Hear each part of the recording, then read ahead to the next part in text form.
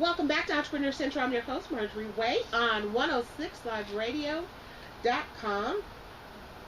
And we are blessed today. And she shared some amazing things that happened. God is awesome. But Dr. Jerrica Dodd, I had her name wrong. I apologize. Um, but I want to introduce you. I'm going to introduce her. She is a pharmacist. She's a minister. She's a counselor. She's a leader. She just does a lot of things. Welcome to Entrepreneur Central, Jerrica. Sorry. Thank you, Marjorie. You're welcome. You're welcome. I'm so glad that you're here. And when we met back in February, I promise you, you had such a great energy and a great impact. So I just loved your energy, and the information was very convicting. I was very convicted. I'll put it that way. And in a good way. I'm going to use it in a good way. Good. So, Jerrica, tell us about your business. You do Jerrica Speaks, right? JerricaSpeaks.com. Yes. And you provide health and wellness coaching. Yes. And something that we really, really need.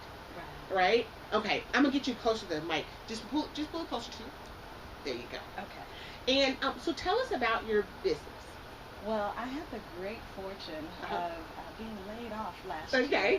And it gave me an opportunity to pursue some things that I've been interested in doing, but because of work, just didn't have the time. Right. And I had for the longest wanted to do something about my health, as well as about my weight, which is part of my health. And so the first thing I decided to do was to take a look at my eating. Okay. And so I did a 21-day cleanse, and I would be honest. I have to be honest and say that I didn't get it exactly right, but I got enough stuff out of my diet that my body said, oh, she's trying to change. Okay, good. And then the next thing I did was I signed up to become a Zumba instructor. You know, that's a real, you stretched it, didn't you? Yes. I had never seen myself on stage teaching Zumba, but I thought, now if I ramp up my workout such that I can teach others, I'm going to get rid of some of the health problems that I have. Right, okay. And so I became a Zumba instructor last February and just danced my way through 2015. And I was amazed at just making small changes in my diet and moving. Right. Movement is so important. Right. So because I don't know if I would be that, I would be that bold, okay, because that's courage. Courageous to actually go into instructing. What made you take the extreme step of, you didn't just say, I'm going to go take a Zumba class. No, you said, no, I'm going to get certified and learn how to teach it. What made you take that particular step? Well, because I knew that if I taught it, I would work harder. Okay.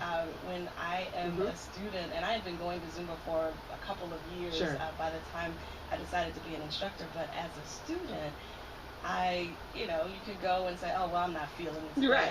I won't jump as high. Sure. I won't, I'll do the low version, the low impact version when you don't feel like it as a student. But as an instructor, that really wasn't an option for me. Right. I needed to be a good example for those that I was teaching. Okay. And so it gave me the opportunity to kind of ramp it up, if you will. And to push yourself. Yes. That's great. Yes.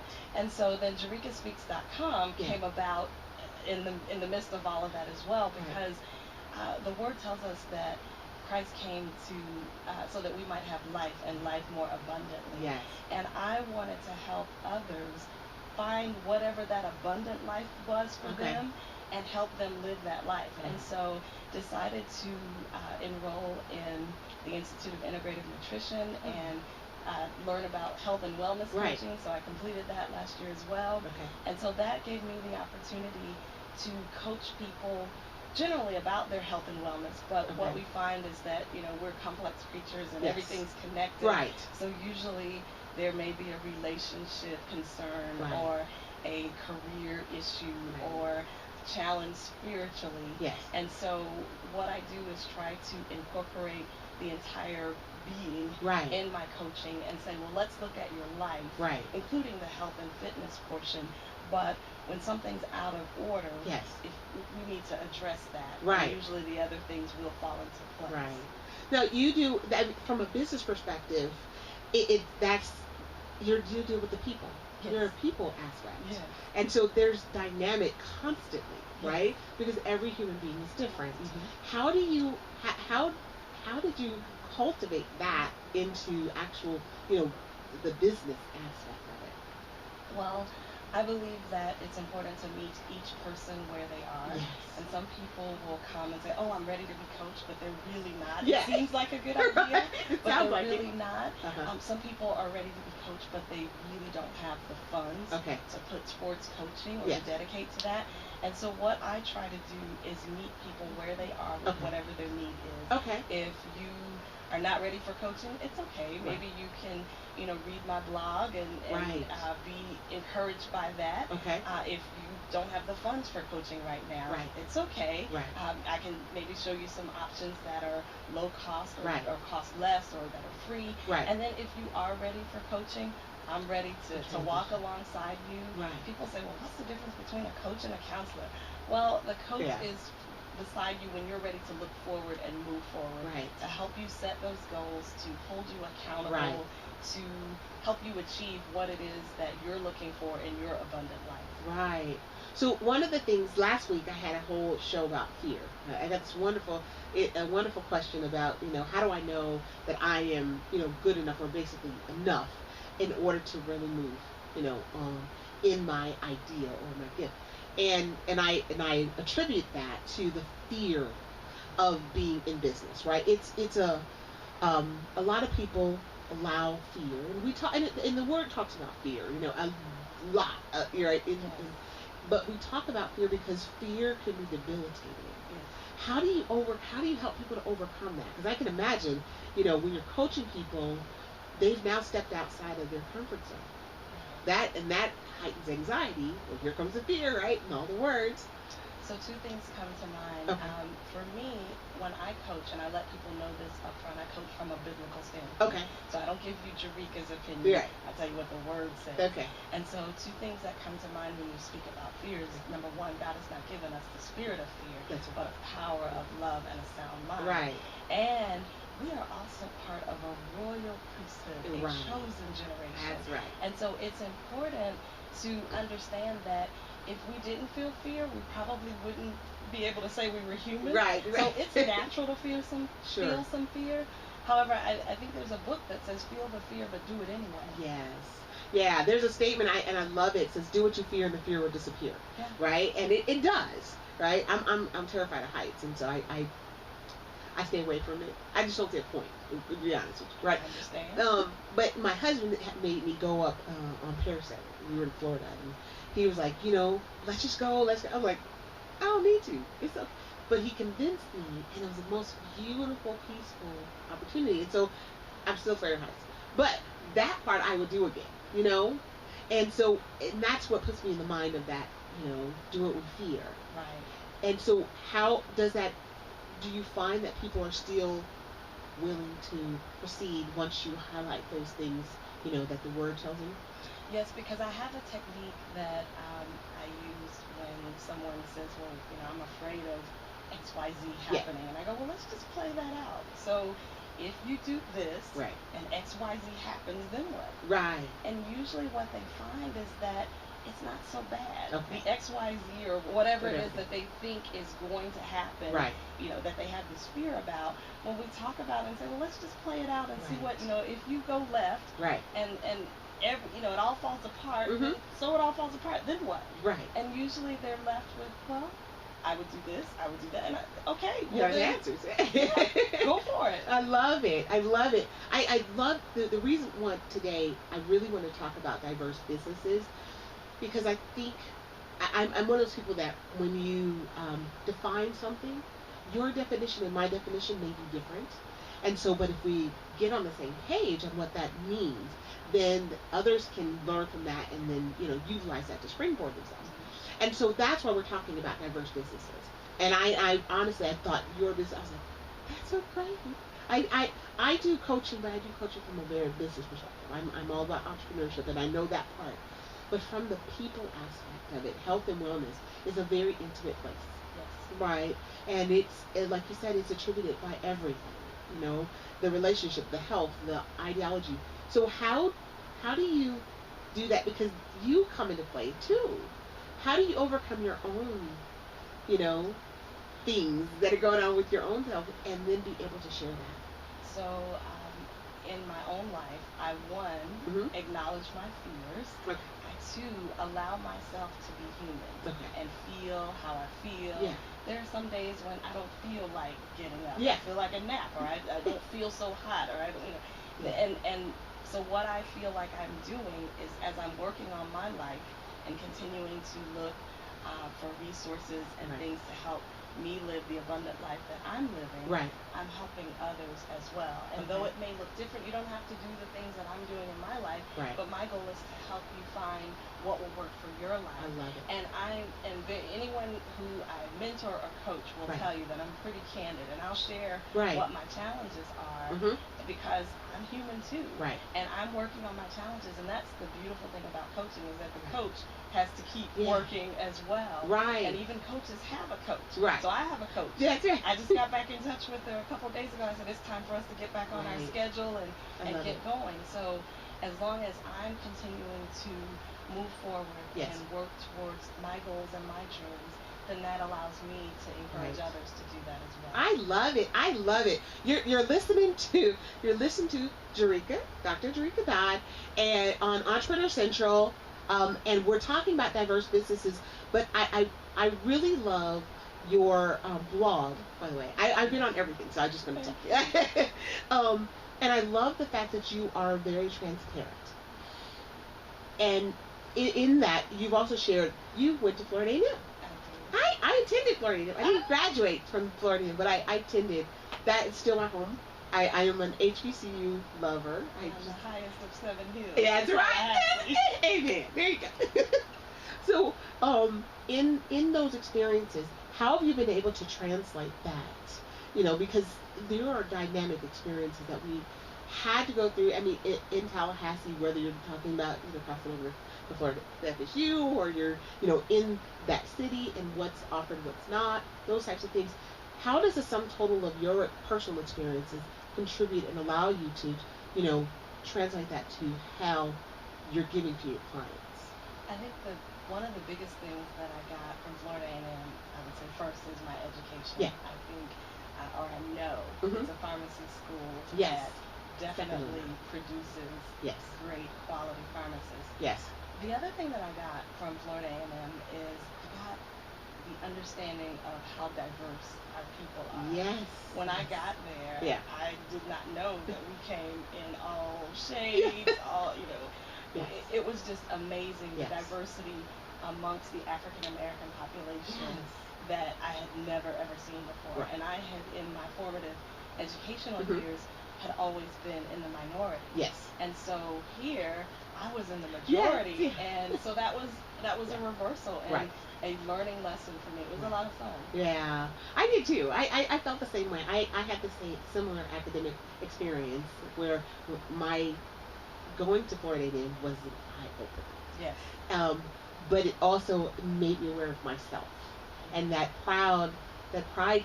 pride in saying, hey, I'm not the only one pursuing a goal. I'm pursuing a dream. Right. And although the world will tell us that we as African Americans aren't capable of doing things, you get to see a sea of individuals that are all capable. Right. And we all look like me, right? Right. Yes, and I had not had that before. Yeah. So you also do work at your church, Yes. right? Yes. And so do you do most of your coaching through your church or exclusive to that? Actually, it's exclusive of that, but I thank you for an opportunity to share about Yeah. my church, because I love that place. It's Global Leadership Christian Center, Awesome. and our website is just that, globalleadershipchristiancenter.com. Awesome. And our church exists to be the world leader in Mhm. advancing salvation, love, and business success Oh among wow, Christians. that's great. And we love it when people come and visit us. Mhm. And our promise to people is you will receive a word and worship experience that is life-changing in a loving environment.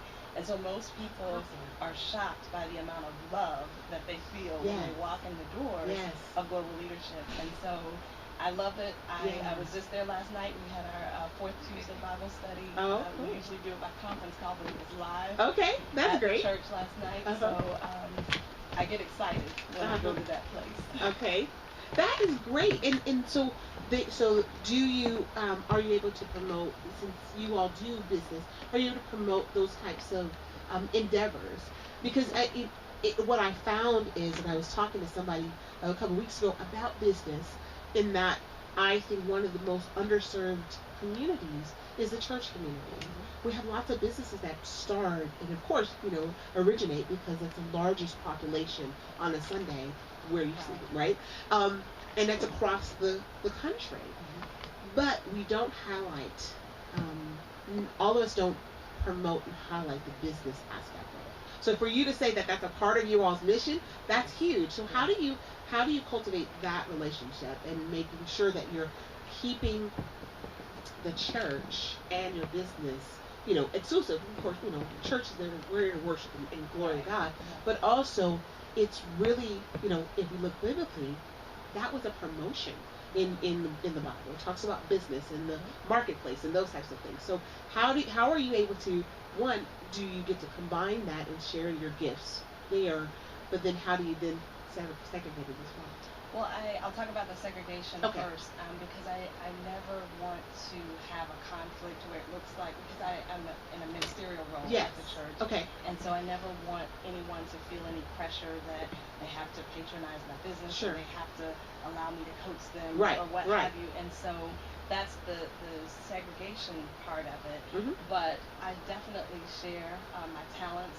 When I became a Zumba instructor, you can ask the members of global leadership how many Zumba classes we had, and they are probably not aware, but I'm actually preparing to become a yoga instructor. Oh my God, that's so to be a nice complement and balance to the Zumba. And so who do you think I'll try out the yoga Of course. I'm going to embark upon a curriculum called Holy Yoga.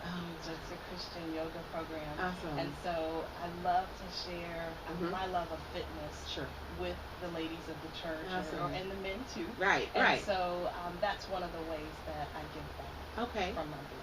And that's really cool. That's really cool that you can actually incorporate it and found a good, unique way of incorporating. So then how, as far as Jerrica Speaks on your blog, and how do you reach out to people? What do you use as far as your growth mechanism? Wow. Word of mouth. I meet people at conferences like we met earlier in the year. Word of mouth, meeting people, usually just being able to share. Once people meet me and say, oh, well, I know someone who could use some coaching. And so or I know someone who has a radio station, and you should, I'm going to get you in touch with them. And so it really, because this is what I do on the side, I have a full-time job still. I have relied on those mechanisms to get my name out there, to talk to people, and then as time, it's on a slower time frame when you have a full-time job. But have looked into mechanisms such as LinkedIn and the social media, and so building lists and just collecting information from people, and starting that way. I love it. I love it. So one of the things that we want to do, we want to make sure that we share you on our website. Thank you. Okay, and we do something called Roll Call, and I talk about every Wednesday. I will put on I'll talk about all the businesses on our Roll Call, because I think when we partner, and we find out that there are services that are smaller businesses that are really looking at opportunities to partner with other businesses, then that makes us grow and thrive. So the more that we can refer individuals, the better off we'll, that we can share in our community and grow our community and grow our businesses. So I'm definitely going to put you on. And I just pulled up my Jerrica Recommends page on jerricaspeaks.com, and I will definitely add a link to your radio show. Thank you so much. Thank you so much. Thank you. One more question I want to ask. As far as health and wellness coach, because you're also a pharmacist. Yes. Right. And so we've had a lot of news lately as it relates to medical or medicines, and there was one recent article about cancer treatments and the probability of success. The Associated Press did a study, and along with the CDC, and as it relates to how successful have cancer treatments been, and they found that it hasn't been as far as retention of life or saving life as successful as they would like as far as doing chemotherapy. What types of things, from a pharmacy or medicine or natural or whatever, as far as what you would prescribe or recommend, should we be doing or should we be looking at from a pharmaceutical perspective?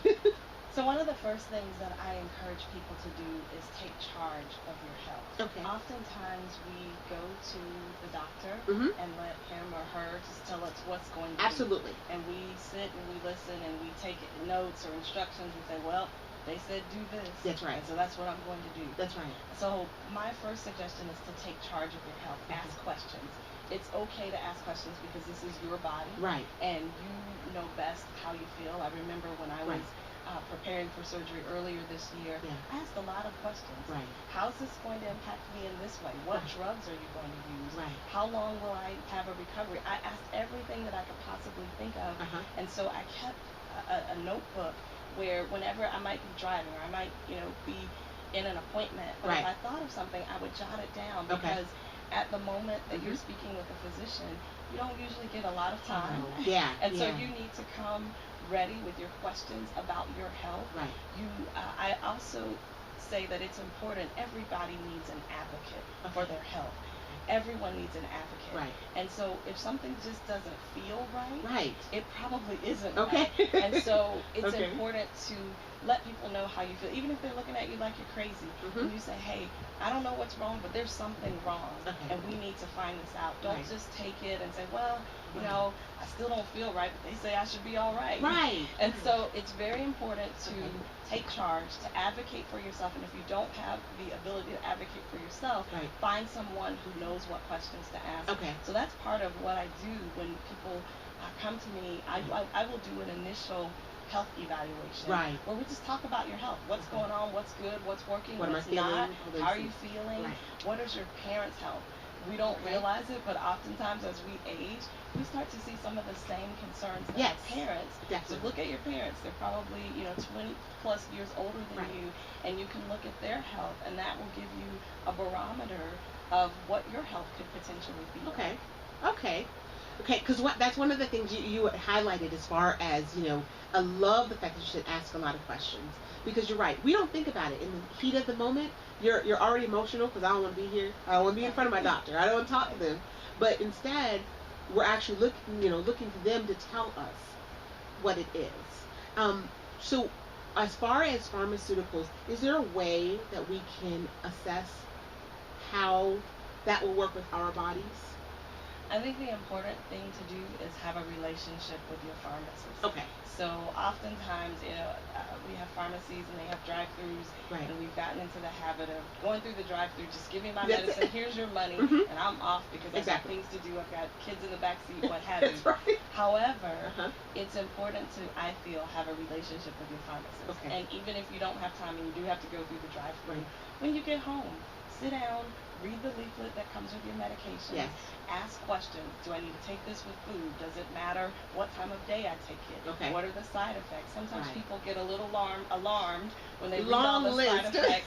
Somebody just asked me that the other day, and I said, well, what happens is whenever a clinical trial is done, all the side effects that are reported, whether they're related or not, have to be reported because you don't know. And so don't be alarmed, but be aware of what could possibly happen. But I think the best thing you can do is, again, ask questions of your pharmacist. If you're looking for some type of over-the-counter treatment or you're getting a new prescription, the pharmacist doesn't usually have knowledge of what you're taking over the counter unless you tell them. So it may be worth a phone call or a stop by the counter to say, is it okay to take these together? I have hypertension or diabetes. Is it okay to take this cough medicine, which sometimes it's not. So those type things I think are very important to be in charge of your health, to advocate for your health, to ask questions, and make sure that you're getting the best health care that you possibly can. I love it. I love it. So we're talking to Jerrica, and she is the creator of JerricaSpeaks.com. Everyone, I tell you what, if you are interested in your health and your wellness, you need to go on JerricaSpeaks.com, because I did it. I did it. I went because I'm just nosy like that, and I wanted to make sure that I understood all the things that you offered, because I had your flyer, but it didn't tell me everything. So I went on, and you have so much information and so many things that we don't know as a normal, just, going about our busy lives, our daily lives, we don't necessarily know. And it didn't take long. You have a lot of information that didn't take long. So two things. One, I appreciate that you came and shared and came on my show today. Thank you for having me. You are most welcome. And then two, I just really share with us all of the ways that we can reach out and connect with you. So the best way to reach me is through the website, and it's JerricaSpeaks.com. That's Jerrica Speaks, SPAKS.com. And on that home page, there is a form about halfway down in the middle that says Contact Me. And so you can put your information in, and it says Contact Jerrica, and it asks for your name, your email, your phone number, and then you can leave a message. And I will make sure that my assistant helps me in returning all messages. And if anyone is interested in a free wellness consultation, I'm more than happy to schedule that. And if you're looking for wellness coaching or just coaching in general, life coaching, we can definitely talk about those packages as well. I love it. I love it. I love it. And okay, so where are you going to be doing the classes? Because if I can get there, I live in Marietta, so if I can get to it, I promise you, I need to. When I start doing the yoga. Well, I've got to be trained first, so hold that thought. I will definitely let you know. It's likely that I'm comfortable trying out my skills with my church family. I understand. They love me and they're forgiving.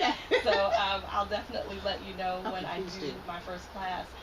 For Zumba right now, because I work, I'm not able to commit to a dedicated Zumba schedule. So I'm available to substitute teach for my instructor friends when they need help. If I'm available in a town, then I'll substitute teach for Zumba. I love it. I love it. We're going to definitely stay connected. We're going to share your information on our website. And I promise you, you will not regret. Her energy is awesome, by the way. She's just a really cool person to be around. Thank you. So I'm real grateful for you to come, that you came on Entrepreneur Central, and we will definitely have you back. I would love that. I will invite you, because I love to do panels where we're talking about a particular topic, and health and wellness is something that we really need to tackle, particularly for our community. Yes, because if you don't have your health, you don't have anything. That's kind of important. Huh? So we're going to come back on Entrepreneur Central. We'll be back shortly, and we'll come back and we'll talk about some more diverse businesses. Again, I'm going to share with you guys the progressive techniques, developing a better you business. But we'll be right back.